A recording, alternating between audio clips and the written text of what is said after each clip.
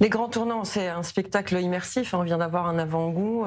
C'est donc au musée de Tel Aviv les 28 et 30 octobre. Un spectacle qui mêle, on l'a vu, théâtre et images d'archives, d'ailleurs des images d'archives recréées, je crois, par l'intelligence artificielle, du son, hein, création sonore, on entend aussi ces grandes voix de l'histoire. Et puis il y a vous deux qui, quelque part, incarnez les grandes voix de cette histoire. Racontez-nous le projet, Steve.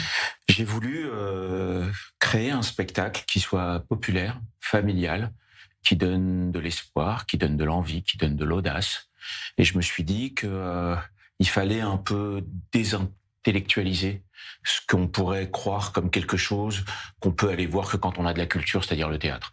Et j'avais besoin d'une voix, d'une douceur, de quelque chose comme ça un peu surprenant. Donc j'ai demandé à Rachel de m'accompagner. Et donc on a pris les discours qui ont bougé les cases. Mais c'est Martin Luther King, c'est Simone Veil, c'est Joséphine Baker, c'est Jacques Brel, c'est Frida Kahlo, et de retrouver, c'est Rabbi Nachman, et de retrouver un peu tous ces textes, ça nous donne de la force et ça met des mots sur nos mots MAUX, et ça permet de ressortir rempli d'audace et d'envie et de se dire que rien n'est impossible. Rachel, vous avez tout de suite dit oui à ce projet proposé par Steve? Oui, j'ai tout de suite dit oui, parce que c'est vrai que la scène, moi j'aime la scène, j'aime les artistes et j'aime la création. Je pense que sans création, on est perdu, surtout quand on veut nous déshumaniser dans cette période-là. Et j'ai dit oui aussi parce que de jouer à Tel Aviv, de jouer en Israël, là où la lumière a résisté, c'est quelque chose d'important aussi. Alors justement, beaucoup de voix, hein, vous l'avez dit, I Have a Dream, j'ai entendu, etc. Quelle est peut-être la voix, la personnalité qui vous a le plus marqué dans ce spectacle? Il y en a plusieurs. Il y a Brel, il y a Jacques Brel et Frida Kahlo aussi. Mais en fait, c'est la conjugaison de toutes ces voix. C'est au moment où, surtout en France, où il y a beaucoup de lâcheté, beaucoup de renoncement, ce sont des voix qui se sont levées. Et pas simplement pour commenter, nous on commente l'actualité, mais qui se sont levés pour agir et pour emporter et pour réparer nos humanités. Comment on choisit ces personnalités justement qu'on veut mettre sur scène, remettre finalement au goût du jour? C'est allier le passé avec le présent pour un meilleur futur, puisque vous parliez de rêver, etc. Moi, mon rêve, et ce que j'essaye de faire depuis 35 ans, c'est que tout d'un coup, une famille entière ait envie d'aller au théâtre alors qu'ils n'y sont jamais allés. Et en fait, c'est l'objectif de ce festival.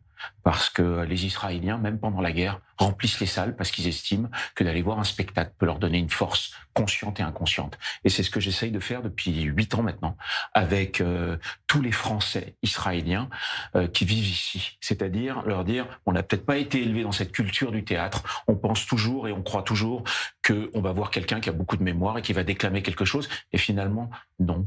Parce que au théâtre, on nous fait faire ce qu'on n'ose pas faire dans la vie, c'est-à-dire d'avoir le courage d'être soi. Et je pense que c'est un moment, et c'est le moment ou jamais, où il faut qu'on soit authentique et il faut qu'on soit fier de ce qu'on est. Et ces textes-là nous donnent cette envie-là.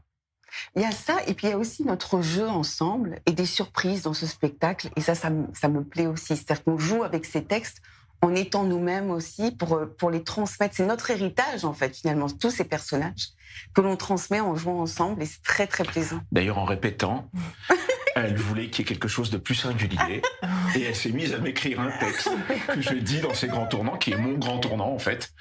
Et c'est complètement fou, parce que ça veut dire au public, c'est quoi le vôtre? Allez-y. C'est quoi votre tournant? Alors justement, Rachel, je ne sais pas, sans doute que vous le savez, mais en tout cas, Steve Suissa est venu plusieurs fois sur cette antenne, et notamment dans une de nos dernières interviews, vous me disiez que le plus important pour vous, c'est de jeter des ponts dans la culture entre Israël et la France. C'est ce que vous faites ici, c'est toujours aussi important pour vous, ce pont? C'est primordial. Vous savez, avec le FSJU Israël, on s'occupe de centaines d'enfants à Sderot, où je vais toutes les semaines. Et l'art-thérapie et le MDR a sauvé leur vie, les sauve de dépression. Il y a des écoles françaises ici où le 22 décembre on fera un spectacle sur Victor Hugo. Bien sûr que oui. De rassembler les gens, c'est ce qu'on peut faire de plus beau. Et ça, ici, on peut pas nous l'enlever. Et c'est formidable de jouer même à l'intérieur d'un musée et d'avoir une salle de théâtre à l'intérieur d'un musée. Alors on va se dire c'est très beau. Non, il faut y aller. Il faut montrer au monde entier que ici, les artistes et le public est heureux. Il nous reste 30 petites secondes. Rachel, c'est important pour vous de jouer en Israël, vous l'avez dit. Pourquoi? Déjà parce que c'est du spectacle vivant. spectacle vivant. Et ça fait partie, en fait, effectivement, de cette réparation.